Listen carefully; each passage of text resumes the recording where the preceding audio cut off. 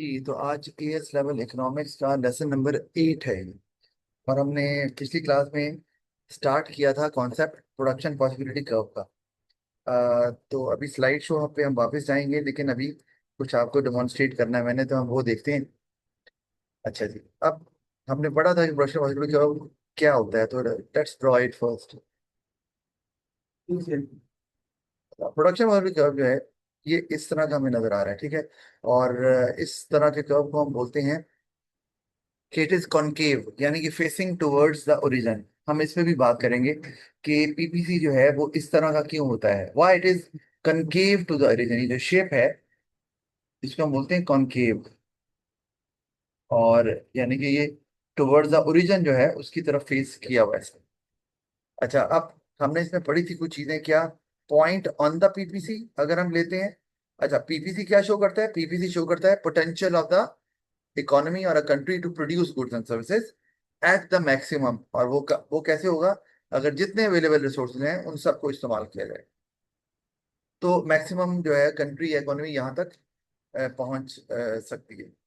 अच्छा, और अगर हम कोई पॉइंट, ये तो पॉइंट ए है, लेट्स से अगर हम any take any point about PPC, तो this point can not be achieved. तो इस पॉइंट को हम कहते हैं कि ये अनअटेनेबल है। ये हमने बात कर ली हुई है पहले, अनअटेनेबल या अचीवेबल नहीं है। ठीक? तो ये सिर्फ तभी अचीवेबल हो सकता है अगर कंट्री का पोटेंशियल बढ़ जाए। बहरहाल उसमें हम बाद में बात करेंगे पोटेंशियल कैसे बढ़ सकता है। इसी तरह अगर हम कोई पॉइंट जो है वो पीपीसी से नीचे ले लें, जैसे पॉइंट सी है, तो पॉइंट सी जो है इसको हम क्या बोलेंगे? ये है under utilization of resources. Country के पास रिसोर्सेज तो पड़े हुए हैं, लेकिन उनका इस्तेमाल ठीक तरीके से नहीं हो रहा। वो बड़े बड़े जाया हो रहे हैं, अंडर यूटिलाइजेशन ऑफ रिसोर्सेज। ठीक है जी। और इसके लिए हम एक और नाम भी इस्तेमाल कर सकते हैं, और वो है अनएम्प्लॉयमेंट, यानी कि any point taken below the PPC. याद रखना है, any point taken below the PPC unemployment को शो करता है। वो चाहे सी वाली जगह पे ले ले, कहीं पर भी ले ले, लेकिन वो अगर पीपीसी से नीचे है इसका मतलब अनएम्प्लॉयमेंट है, अंडर यूटिलाइजेशन ऑफ रिसोर्स। और हम साथ ये भी कह सकते हैं कि ये पॉइंट जो है वो इनएफिशिएंट है। सी पॉइंट जो है इसको हम कहेंगे ये इनएफिशिएंट है, क्योंकि अब आपने सारे रिसोर्सेज को इस्तेमाल ही नहीं कर पा रहे, फुली यूटिलाइज कर ही नहीं रहे। अच्छा, और ये जो पॉइंट है, पॉइंट ए जो पीपीसी के ऊपर है, ये ऑब्वियसली शो कर रहा है क्या? फुल एम्प्लॉयमेंट, के जितने रिसोर्सेज हैं सारे के सारे इस्तेमाल हो रहे हैं। फुल एम्प्लॉयमेंट, ठीक है। और इसको हम ये भी बोलेंगे कि ये जो पॉइंट है ये एफिशिएंट है।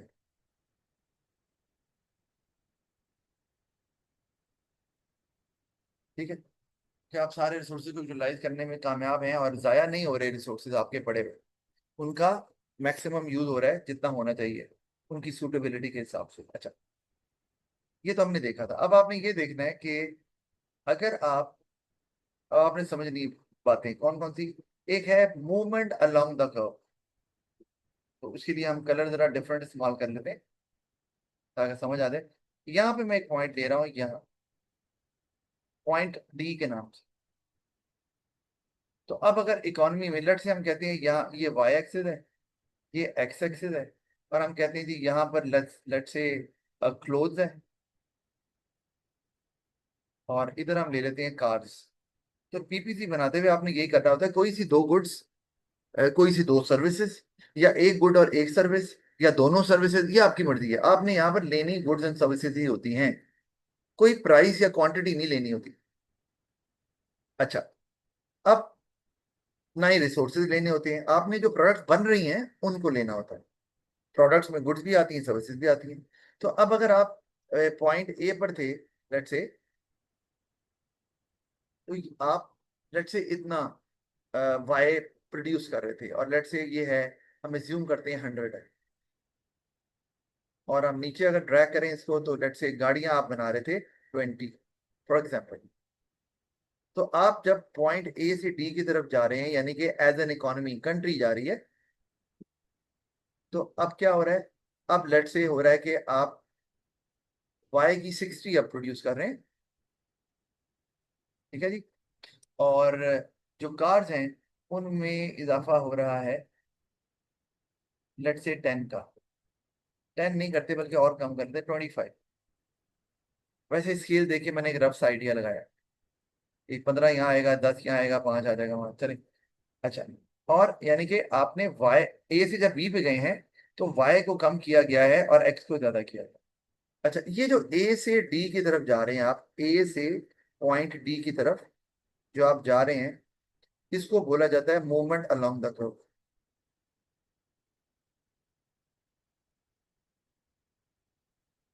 Movement along the curve. और मूवमेंट अलोंग द कर्व क्या शो करती है, ये सवाल है। कौन सा इकोनॉमिक कॉन्सेप्ट आ रहा है मूवमेंट अलोंग द कर्व में, कि आप वाई को, एक्स को अगर मजीद प्रोड्यूस करना चाहते हैं तो आपको वाई को छोड़ना पड़ रहा है। तो कौन सा इकोनॉमिक कॉन्सेप्ट आ रहा है इसमें? Opportunity cost. जी बिल्कुल सही, जबरदस्त, दोनों ने बता दिया है। अपॉर्चुनिटी कॉस्ट, इसका मतलब है जब भी मूवमेंट अलोंग द कर्व होगी तो देयर कम्स अपॉर्चुनिटी कॉस्ट, वो तो लाजमी होगी। There comes opportunity cost. और क्यों होगी? आप क्यों एक को छोड़कर दूसरे को अगर लेना चाह रहे हैं तो एक को छोड़ना पड़ रहा है, क्या रीजन है? एक और इकोनॉमिक कॉन्सेप्ट लिमिटेड इसमें। Limited resources and unlimited want. Limited resources आपके पास है, इसका मतलब है कि यहाँ पर आपके पास प्रॉब्लम ऑफ स्केर्सिटी भी आ रही है। ये ना पेपर में इस तरह सवाल भी आ जाता है, इसलिए आपको एक्सप्लेन कर रहा हूँ कि मूवमेंट अलोंग द कर्व अगर आप कर रहे हैं तो ये दो इकोनॉमिक कॉन्सेप्ट के साथ लिंक हो रहा है, एक अपॉर्चुनिटी कॉस्ट के साथ और एक प्रॉब्लम ऑफ स्केर्सिटी के साथ। क्योंकि आप इससे ज्यादा आपके पास रिसोर्सेज है नहीं, तो आपको करना ये पड़ रहा है कि आपको क्लोथिंग से, नहीं, आपको करना ये पड़ रहा है कि आपको क्लोथ की प्रोडक्शन से रिसोर्सेज निकाल के कार्स की प्रोडक्शन में लगाने पड़ रहे हैं। क्यों? क्योंकि आपके पास और रिसोर्सेज है नहीं, प्रॉब्लम ऑफ स्केर्सिटी है, रिसोर्सेज लिमिटेड है, सारे लग रहे हैं और है नहीं। तो सारे एक जगह से आप क्या करेंगे, रिसोर्सेज को यहां से विदड्रॉ हो रहे हैं, विदड्रॉल, ठीक है, विदड्रॉ हो रहे हैं रिसोर्सेज और यहां पर लगाए जा रहे हैं, ठीक है। तो हम इसको बोलेंगे, ये जो लग रहे हैं इसको कहेंगे जी री एलोकेशन हो रही है। री का वर्ड क्यों आया, दोबारा हो रही है ना, पहले तो वो लगे हुए थे एक क्लोज बनाने में, उनको वहां से निकाल के आपने री एलोकेट किया है गाड़ियों के लिए। अच्छा, ये आपके ऊपर है कि आपकी प्रेफरेंस क्या है कपड़े की गाड़ी में, तो उस हिसाब से ये चल रहा है। तो ऑब्वियसली कॉज भी हमारे जेन में आ गई मूवमेंट अलोंग द कर्व से। इसी तरह अगर आप कोई पॉइंट जो है वो यहाँ ले लेते हैं, अ, इस जगह पे, और हम इसको ई का नाम दे देते हैं, तो ये भी ठीक है कि आपके पास लेट से यहाँ पर 120, आपके पास वाई, आपने वाई बढ़ा लिया और क्या किया आपने, यहाँ पे हम ले लेते हैं 15। अब ये हम इसको भी देख सकते हैं, अगर आप ए से ई की तरफ जाएंगे लेट से इकोनॉमी के, एज एन इकोनॉमी, तो आप ए से ई पे जा रहे हैं तो वाई तो ज्यादा मिल रही है, लेकिन एक्स जो है वो कम हो गई है, वो इधर को चली। तो ये भी वही चीज है, यहाँ पे भी अपॉर्चुनिटी कॉस्ट आ रही है और यहाँ पर भी प्रॉब्लम ऑफ स्केर्सिटी की वजह से आप दोनों चीजों को नहीं बढ़ा सकते, पॉसिबल नहीं है दोनों चीजों को बढ़ाना, है ना? ये समझ आती है। अच्छा, अब अगर मैं आपको ये कहूं कि पॉइंट ए से डी पर जब जा रहे हैं तो आपकी अपॉर्चुनिटी कॉस्ट क्या है, तो क्या जवाब देंगे? पॉइंट ए से डी पे जाने की अपॉर्चुनिटी कॉस्ट क्या है, जी बताएं। Fair cloth. जी, मैंने कहा क्लोथ। पॉइंट ए से डी पे जाएंगे तो 20 क्लोथ्स नहीं बन रहे। मैं ए से डी पे कह रहा हूँ, इंतशाल आपने क्या बोला है? पर मैंने कहा क्लोथ होंगे अपॉर्चुनिटी कॉस्ट। अब समझ नहीं आई मुझे। शायद कपड़े होंगे अपॉर्चुनिटी कॉस्ट। हाँ कपड़े तो होंगे, लेकिन कितनी, मुझे वैल्यू बताओ ना। 40। देखो आप जब ए से डी पे गए हैं तो कार्स आपकी 20 से 25 हो गई हैं, तो आपको 5 एक्स्ट्रा कार्स मिली हैं। तो मैं यहाँ से पूछ रहा हूँ कि अपॉर्चुनिटी कॉस्ट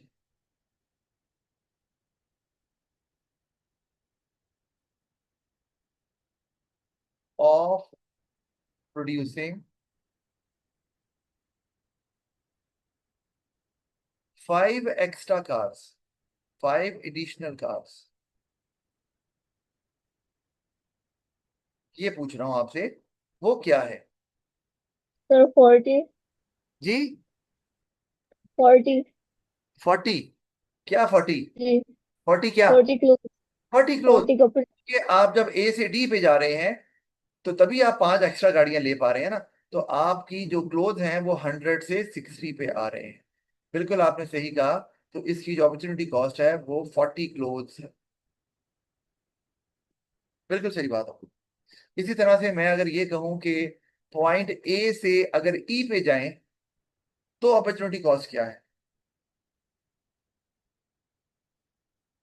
ए से ई पे जाने की अपॉर्चुनिटी कॉस्ट क्या है? 5 कार्स। जी। आप ए से ई पे जा रहे हैं, इसका मतलब है आप 20 और कार्स ले रहे हैं, सॉरी 20 और क्लोज प्रोड्यूस कर पा रहे हैं, 100 से 120 पे चलेंगे ना।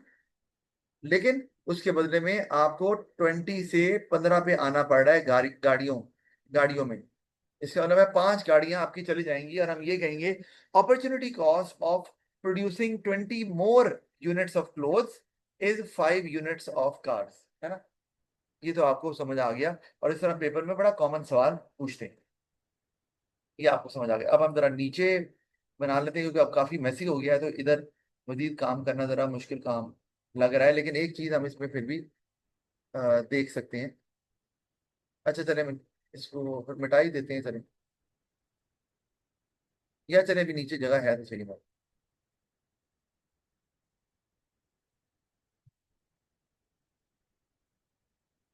यहाँ पे टाइम वैसे लगेगा, लेकिन चले आगे भी तो हमने करना ही है। तो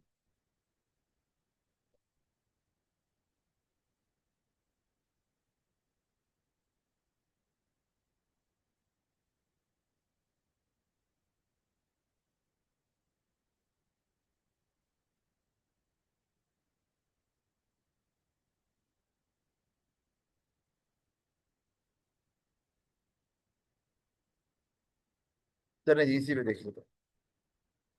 अच्छा अब आपने हमने क्या देखना है, एक बात और देखनी है कि जब आप, अच्छा हमने मूवमेंट लॉन्ग द कर्व पढ़ा, ठीक है। अब हम पढ़ने लगे हैं मूवमेंट टुवर्ड्स द पीपीसी, ठीक है।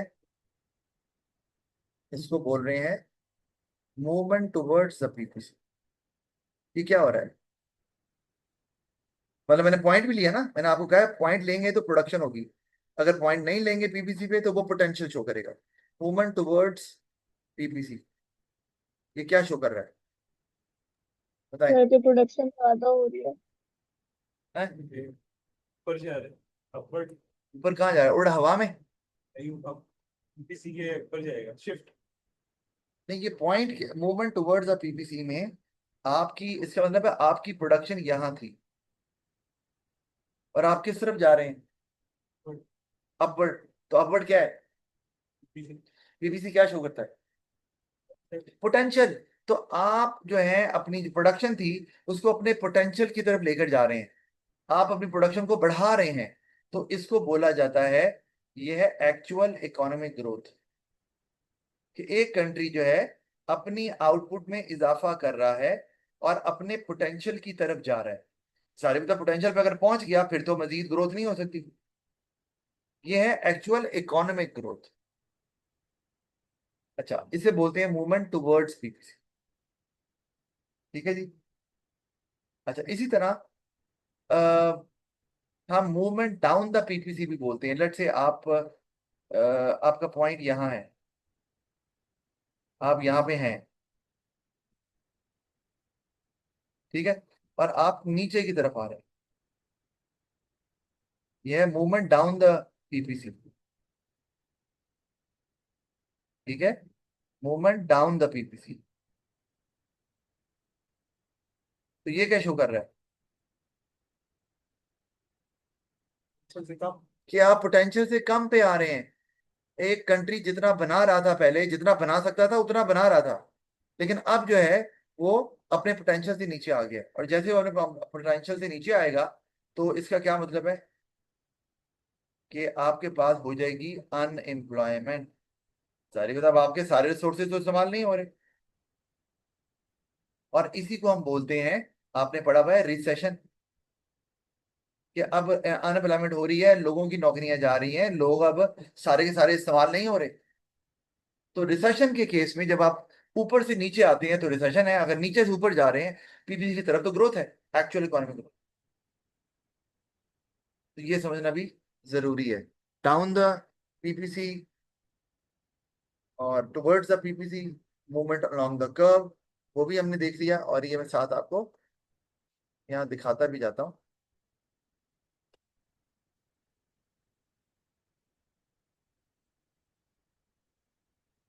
ये पॉइंट ऑन द पीपीसी, आपको पता है पॉइंट ऑन द पीपीसी क्या शो करता है? फुल एम्प्लॉयमेंट, जितना पोटेंशियल उतने रिसोर्सेज उतनी प्रोडक्शन हो रही है। मूवमेंट अलोंग द कर्व पढ़ लिया हमने। पॉइंट अबव द पीपीसी वो भी पढ़ लिया कि इसका क्या मतलब है। पॉइंट इनसाइड द पीपीसी अगर आप लेंगे वो भी पढ़ लिया कि इसका मतलब है आपकी अनएम्प्लॉयमेंट है, सारे रिसोर्सेज इस्तेमाल नहीं हो रहे, प्रोडक्शन पोटेंशियल पे नहीं है। और मूवमेंट टुवर्ड्स द पीपीसी वो भी पढ़ लिया, और मूवमेंट अवे फ्रॉम पीपीसी, ठीक है। अब अवे फ्रॉम पीपीसी का मतलब क्या है? ऊपर तो जा नहीं सकते, नीचे ही जा रहे हैं ना, तो मूवमेंट अवे फ्रॉम पीपीसी का मतलब यही है, मूवमेंट डाउन द पीपीसी, कि आप पीपीसी से पीछे जा रहे हैं, अवे हो रहे हैं। क्योंकि आप ऊपर की तरफ तो अवे हो नहीं सकते, क्योंकि वो तो आपका पोटेंशियल से ऊपर तो कोई भी नहीं जा सकता है, तो पोटेंशियल से नीचे आ रहे हैं, ये हमने पढ़ लिया। अच्छा, आगे अब चलते हैं। अभी शिफ्ट की बात हमने खैर नहीं करनी अभी, स्टिल अभी कुछ चीजें पड़ी हैं जो बतानी है आपको। अच्छा, अब यहाँ पर आपने एक चीज पे गौर करना है, मैं इसको फिर हटा रहा हूँ।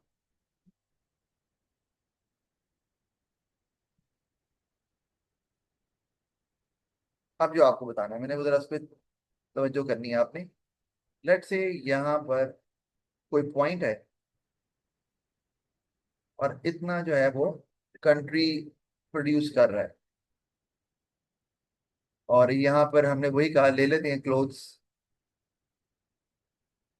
इधर कार्स ले लेते हैं, और ये लेट से क्लोथ्स 200 है, कार्स जो हैं वो लेट से कितनी कर लें, 20, ठीक है, ये पॉइंट ए है। अच्छा, पॉइंट बी को देखें।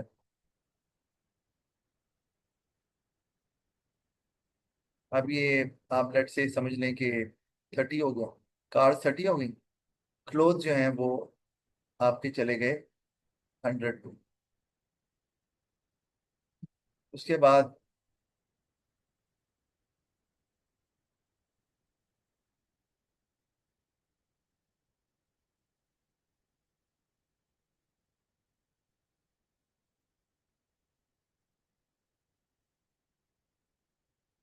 अब यहाँ 20 से हमारी 30 पे हम आ गए। तो यहाँ 40 वैसे करना था, लेकिन गैप जरा ज्यादा नहीं बना हुआ, मैं भी देख रहा हूँ।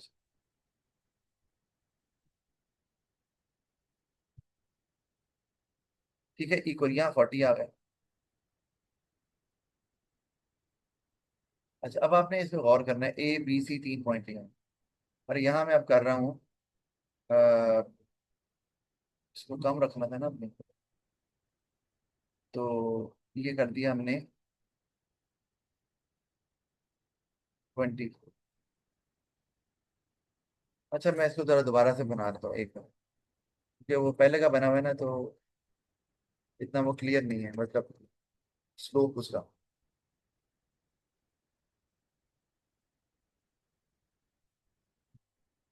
ये आपका पीपीसी है, और यहाँ से हम पॉइंट से शुरू करते हैं यहाँ से। अच्छा, ये कलर चेंज कर देते हैं।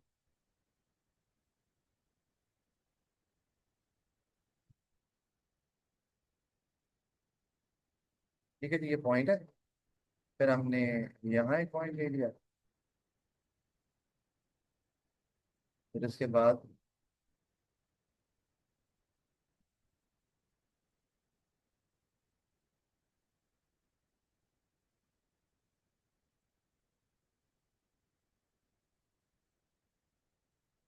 अच्छा, आपको बताना मैं क्या चाह रहा हूँ कि हम देखने लगे हैं कि why the shape of the PPC is concave.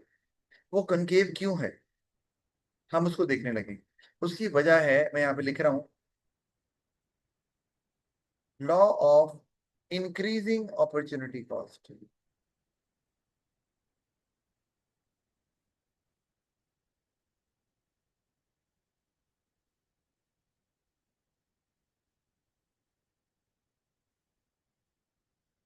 Law of increasing opportunity cost. अच्छा, ये मैंने फिर लिख दिया है। अच्छा, एडमिट करते हैं, फिर लिख दिया। अच्छा, मुझे दोबारा से ना, 1 मिनट जी। अहमद, हम अब यही पीपीसी को देख रहे हैं, तो मैं आपके सामने ड्रॉ कर रहा हूँ इसे, ओके सर। कि इसका जो शेप है ये ऐसी क्यों होती है, ये कॉनकेव क्यों होता है। बन ही नहीं रही सही, ये कंट्रोल ही, सर में कंट्रोल नहीं है ना इसमें, जो मैं जिससे लिख रहा हूँ। अच्छा, एनीवे। अच्छा, अब अब मैंने आपको बताया कि यहाँ आपने क्लोथ्स ले लिए, यहाँ आपने कार्स ले ली, और अब जरा गौर कीजिएगा कि क्या हो रहा है। आपके पास क्लोथ जो थे वो 200 थे, कार जो थी वो 20 थी। अब आगे क्या हुआ कि यह पॉइंट ए था, आपने गाड़ियां कहा कि और बनानी है। तो आप पॉइंट बी पे आ गए। तो क्या हुआ, ये हमारे सामने है। अब आपने गाड़ियां जो है वो, लेट से 150 पे चले गए, और आपको 10 कार्स और मिल गई। उसके बाद आप मजीद और गाड़ियां बनाना चाहते हैं, तो आपके पास यहाँ पर पॉइंट आ गया, ये आ गए आप 40 पे, और ये आप चले गए अब इसको करते हैं 50 पे। ज्यादा गैप है ना, नजर आ रहा है। आप क्लोज छोड़ते जा रहे हैं, और आपको कार्स मिलती जा रही हैं। ठीक है, आप ए से बी पे आए, बी से सी पे आए, लेकिन इसमें एक चीज ऑब्जर्व करने वाली, और वो क्या, वो ये कि जब आपने 10 गाड़ियां एडिशनल प्रोड्यूस करनी थी, तो आपको, आपकी अपॉर्चुनिटी कॉस्ट क्या थी।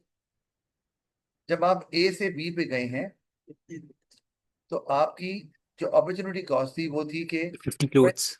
हाँ जी, 10 कार्स के बदले में 50। ठीक है ना, 10 कार्स आपने अगर बनानी है, तो आपको 50 जो है वो क्लोज छोड़ने पड़े। अच्छा, उसके बाद जब आप मजीद और गाड़ियां बनाना चाह रहे थे, बी से सी पे गए हैं, तो अब आप गौर करें, तो आपको मजीद 10 कार्स बनानी है, जब 30 से 40 पे जा रहे हैं, तो अब आपको 100, ये कार्स है ना, और ये कार सी आर, और यहाँ पे क्लोथ्स, ये सी एल फॉर क्लोथ्स। तो अब आपको क्या हो रहा है, आपको हर दफा सेम इजाफा करने के लिए गाड़ियों में ज्यादा क्लोथ छोड़ने पड़ रहे हैं। ऐसे ही है ना। पहले अपॉर्चुनिटी कॉस्ट 10 गाड़ियों की कितनी थी, एडिशनल 10 कार्स की, 50 क्लोथ। उसके बाद 10 एडिशनल कार्स की अपॉर्चुनिटी कॉस्ट क्या हो गई, 50, 100 क्लोथ। इसका मतलब है अपॉर्चुनिटी कॉस्ट बढ़ रही है। तो इसका मतलब है कि whenever we draw a production possibility curve, we always see that there is law of opportunity cost, there is law of opportunity cost into play। के अपॉर्चुनिटी कॉस्ट चल रही होती है वहां पे, ज्यादा हो रही है, बढ़ती जा रही है, और आगे जाएंगे और बढ़ेगी। अगर मैं आपको दिखाना चाहूँ, बहरहाल उतना हमें दिखाने की जरूरत नहीं है, हमें नजर ही आ रहा है कि अगर आप गौर करो तो यहाँ पर भी ये वाला गैप जो है वो कम है, और उसके बाद जो है आपको नजर आ रहा है ये वाला गैप जो है वो ज्यादा हो गया। ऐसा क्यों हुआ, जबकि आप प्रोडक्शन तो जो इजाफा कर रहे हैं वो तो उतना ही हो रहा है हर दफा। तो ये अपॉर्चुनिटी कॉस्ट बढ़ क्यों गई, क्या रीजन हो सकता है। कॉस्ट की तो, अच्छा, तो वो क्यों ज्यादा भाई, जो छोड़ क्यों ज्यादा रहे? जो अगर रॉ मटेरियल महंगा हो गया तो जो बना रहे हैं वो कम होना चाहिए ना, जो छोड़ रहे हैं वो ज्यादा कुछ छोड़ना पड़ रहा है। अब सुने, अब उसके लिए आपने एक बात याद रखनी है कि हम ये कहते हैं कि resources resources are never equally efficient. Resources कभी भी इक्वली एफिशिएंट होते ही नहीं है। मतलब क्या, कि वो अगर एक चीज को बनाने में अच्छे हैं तो वो दूसरी चीज को बनाने में अच्छे नहीं होंगे। वो उनकी सूटेबिलिटी एक चीज की प्रोडक्शन के साथ है, तो इसको बोलते हैं कि वो इक्वली एफिशिएंट नहीं है। अगर इक्वली एफिशिएंट होंगे तो फिर वो दोनों में ही अच्छे हैं। तब हो क्या रहा है कि आपने क्लोज में जो रिसोर्सेज लगाए हुए थे, लैंड, लेबर, कैपिटल, एंटरप्राइज, आप अब वो क्लोज के लिए सूटेबल थे। पहले तो आपने यहाँ से रिसोर्सेज पकड़े, ठीक है, यहाँ लगाए, यहाँ से आपने विदड्रॉ किए, ठीक है, और यहाँ आपने रीएलोकेट कर दिए, जो मैंने पहले भी बताया आपको। रीएलोकेशन ही हो रही है ना, वहां पहले लगे हुए थे। ठीक है, अब आपने पहले यहाँ से लेट से कि 5 वर्कर निकाले थे, एग्जाम्पल दे रहा हूँ, 5 वर्कर्स, ठीक है। 5 वर्कर्स वहां तो 50 सीधे बना रहे थे, तो 50 कम हो गए, लेकिन आगे 10 गाड़ियां में इजाफा कर दिया। जारी बात है, वो 5 वर्कर जो आपने निकाले हैं वो क्लोज में बहुत एफिशिएंट है, प्रोडक्टिव है, स्किलफुल है, लेकिन वो गाड़ियों में उतने नहीं है। तो 5 वर्कर वहां से निकाले तो 50 गाड़ियां, 50 कपड़े कम हो गए, लेकिन गाड़ियां वो सिर्फ कितनी बना सके, 10। अच्छा, चलो ये बना ली। उसके बाद पहले तो आप वो वर्कर पकड़ेंगे जो गाड़ियां बनाने में भी किसी हद तक सूटेबल है। उतने तो नहीं होंगे लेकिन होंगे तो सही।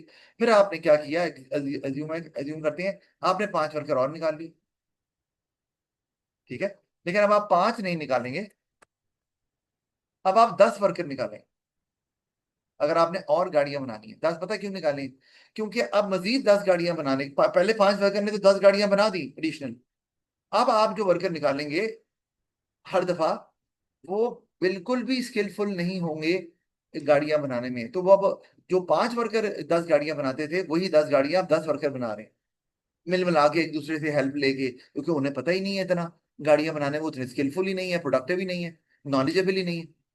तो अब आपके पास रिसोर्सेज आहिस्ता आहिस्ता वो बचते जाएंगे जो क्लोज में तो बहुत अच्छे हैं लेकिन गाड़ियों में बिल्कुल अच्छे नहीं है। तो बढ़ क्यों रही है? क्योंकि पहले आप वो वाले रिसोर्सेज निकालेंगे जो क्लोज में बहुत अच्छे हैं, गाड़ियों में थोड़े अच्छे हैं। फिर जब और निकालेंगे तो वो क्लोज में तो बहुत अच्छे होंगे, गाड़ियों में और कम अच्छे होंगे। तो जिस तरह, तो उसका मतलब है आपको वर्कर ज्यादा निकालने पड़ जाएंगे to get the same addition in the in cars. तो जब आप, तो इससे क्या हो रहा है, जब आपने 10 वर्कर निकाले तो जारी बात है वो जो 50 वाला डिफरेंस आ रहा था क्लोज में, वो 100 का बन गया, क्योंकि वो तो उतने ही एफिशिएंट है ना कपड़े बनाने में। तो वो 5 वर्कर 50 बनाते थे, तो 10 वर्कर तो 100 बनाएंगे, ठीक है। लेकिन उधर जाके जब गाड़ियों की तरफ गए तो सिर्फ 10 ही गाड़ियां बनाई। आगे शायद 20 वर्कर निकालने पड़ जाए 10 गाड़ियां और बनाने के लिए। तो आपका जो है वो जो अपॉर्चुनिटी कॉस्ट है इसलिए बढ़ती जाती है। ये बात समझ आ रही है? ये वजह है कि जो शेप है पीपीसी की वो कॉनकेव होती है, कि हमने अपॉर्चुनिटी कॉस्ट बढ़ते हुए दिखानी। जी, किसको नहीं समझ आई? आ गई है? जी सर। चलें, अच्छी बात है, ठीक हो गया। ये आपको मैंने बताना था। अब हम चलते हैं वापस यहाँ पर। अच्छा, अब हमारे पास आ जाता है shift of the PPC. Shift of the PPC का मतलब क्या है? कि आपका पीपीसी शिफ्ट हो रहा है राइट पे या लेफ्ट पे। ठीक है जी, राइट पे लेफ्ट पे होता है, ये हम बाद में देखते हैं। अच्छा, ये यहाँ पर अभी ना मैं इसको भी ड्रॉ करना है मुझे।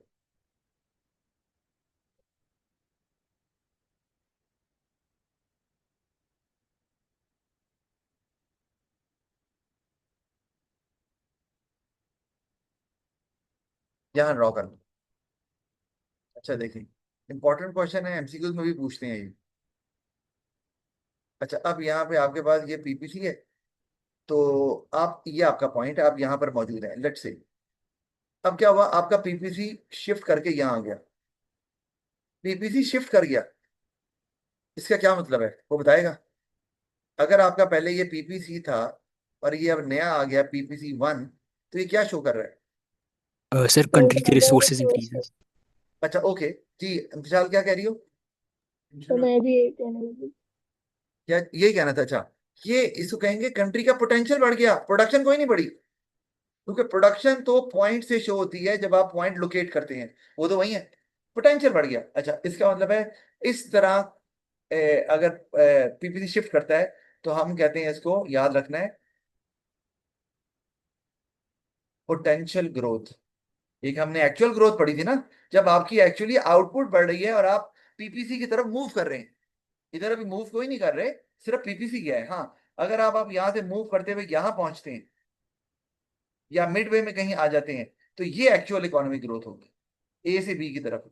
लेकिन अगर सिर्फ पीपीसी शिफ्ट कर रहे हैं तो वो पोटेंशियल ग्रोथ कराएगी कि आपका पोटेंशियल बढ़ गया है, अब आप उतना बना सकते हैं।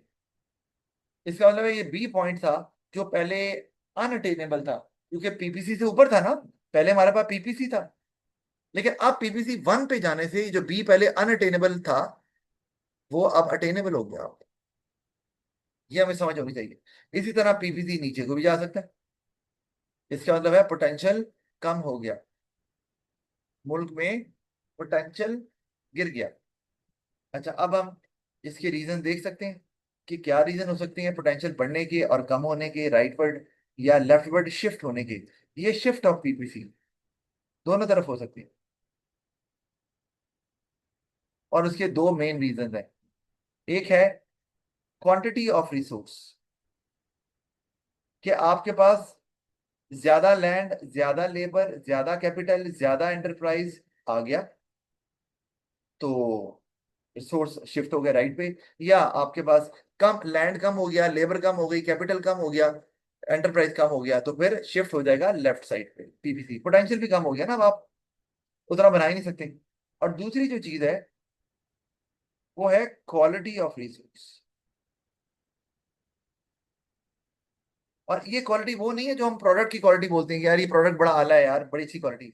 क्वालिटी से मुराद है ये रिसोर्सेज की क्वालिटी है ना, वो हम थोड़ी ये इस्तेमाल करते हैं। इसका मतलब है क्वालिटी का ability, ability of a resource to produce. एक रिसोर्स की प्रोड्यूस करने की एबिलिटी को क्वालिटी कहते हैं। तो अगर मैं कहता हूँ कि एबिलिटी, क्वालिटी बढ़ गई रिसोर्सेज से, क्या मतलब है? एबिलिटी बढ़ गई। ठीक है, अब हम देखते हैं कि क्वांटिटी कैसे बढ़ सकती है, लैंड की, लेबर की, कैपिटल की, एंटरप्राइज की, और कम कैसे हो सकती है। इसी तरह क्वालिटी कैसे बढ़ सकती है, लैंड, लेबर, कैपिटल, एंटरप्राइज की, और कम कैसे हो सकती है, जिससे ये हमें शिफ्ट नजर आ रहे होते हैं। अच्छा, उसमें एक चीज हमें और समझ लें, और अभी हो सका तो आज ही कर लेंगे, वरना फिर नेक्स्ट क्लास में देख लेंगे। अच्छा, ये जो हमें नजर आ रहे हैं ना शिफ्ट, ये इसको बोलते हैं पैरेलल शिफ्ट। ये पैरेलल शिफ्ट होती है।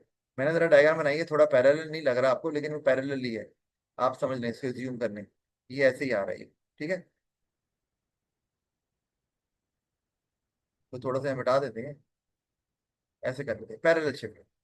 ठीक है, पैरेलल शिफ्ट हमेशा जो हमने पढ़ा है, जाहिर द क्वांटिटी और क्वालिटी ऑफ रिसोर्स के कम या ज्यादा होने से आता है। अच्छा, लेकिन पिवटल शिफ्ट भी आता है। वो क्या है? ये पीपीसी है। पिवटल मतलब एक जगह से जुड़ा हुआ है।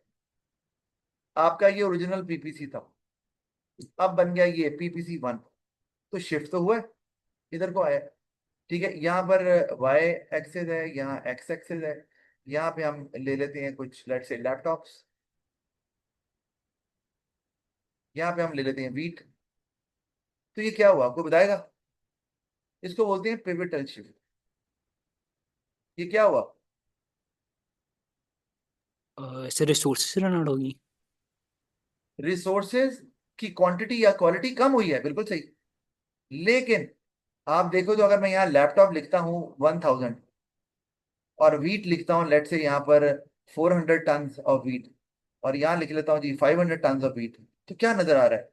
क्या हुआ कि सर वीट वीट कम का, होगी। वीट बनाने का पोटेंशियल कम हुआ है, लैपटॉप्स बनाने का पोटेंशियल कम नहीं हुआ। इसका क्या मतलब है कि रिसोर्सेज जिनकी क्वांटिटी या क्वालिटी कम हुई है, वो सिर्फ वीट बनाने में इस्तेमाल होते थे, लैपटॉप्स में वो इस्तेमाल नहीं होते थे। लैपटॉप बनाने में जो रिसोर्स इस्तेमाल होते हैं वो उतने के उतने ही हैं, उनकी क्वालिटी भी वही है और क्वांटिटी भी इंटैक्ट है। तो उस केस में फिर ये होगा। अच्छा, ये और भी हो सकता है इसमें कुछ और। जैसे अगर मैं यहाँ पर आपको एक और पीपीसी बना के दिखाऊं, ये पीपीसी है, तो अब यूं हो गया, ये देखो, ये यहाँ वाई है, यहाँ एक्स एक्स है, तो यहाँ पे वही लैपटॉप्स एल और वीट के लिए डब्ल्यू। तो आप पहले लैपटॉप बना रहे थे 1000, अब आप चले गए 1200 पे, और वीट जो है वो आपकी 500 पे है। यहाँ क्या हुआ?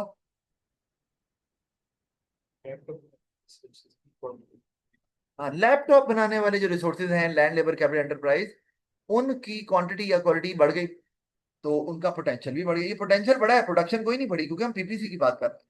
और वीट के रिसोर्सेज में कोई चेंज नहीं आया, तो वो उतने के उतने ही हैं। ठीक है। इसी तरह बढ़ भी, ये भी हो सकता है अभी कम हुआ है, ये बढ़ भी सकता है ऐसे। बहरहाल आपको समझ आ गई। इसी तरह ये भी अभी कम हुआ है, तो ये भी बढ़ सकता है। बहरहाल मेरा ख्याल आपको समझ आ गई है कि पिवोटल शिफ्ट जो है वो राइट में भी हो सकते हैं, लेफ्ट में भी हो सकते हैं। अच्छा जी।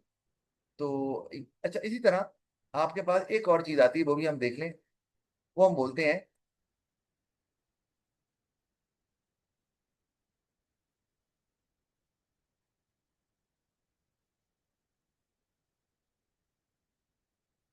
तो यहाँ बनाता हूँ। जैसे आपके पास ये पीपीसी है, और अब क्या हुआ, ये आपका पहला पीपीसी ये है, दूसरा पीपीसी ये हो गया पीपीसी 1। आप यहाँ पर लैपटॉप बना रहे थे, यहाँ वीट बना रहे थे, तो लैपटॉप आपके 1000 बन रहे थे, वो चले गए 1500 पे। और वीट जो है वो आपकी पहले बन रही थी 500, वो आ गई 300। ये क्या हुआ, तो बताएगा मुझे? इसको बोलते हैं बारह, सर इसको बोलते हैं, याद रखना है, इंटरसेक्टिंग शिफ्ट। क्योंकि इसमें पीपीसी आपस में इंटरसेक्ट कर रहे हैं। क्या हुआ ये, बता दे कोई? सर लैपटॉप बनाने में रिसोर्सेज ज्यादा हो गए, लेकिन ये बनाने में रिसोर्सेज कम हो गई। हम्म, और ठीक है, ठीक है। जी सही, कि लैपटॉप बनाने के जो रिसोर्सेज हैं उनकी क्वांटिटी या क्वालिटी बढ़ गई है, और वीट के रिसोर्सेज, जो रिसोर्सेज वीट में इस्तेमाल होते हैं, उनकी क्वांटिटी और क्वालिटी कम हो गई है। तो ये हमें समझ होनी चाहिए कि यहाँ पर तो पोटेंशियल बढ़ रहा है, ऊपर की तरफ जा रहा है, लेकिन इधर कम हो रहा है। चलें जी, आज के लिए इतना ही है, और फिर हम इसको अगली क्लास में कंटिन्यू करेंगे। खुदा हाफिज। 5-7 मिनट बाद दूसरी क्लास हाफिज। शुरू करते हैं।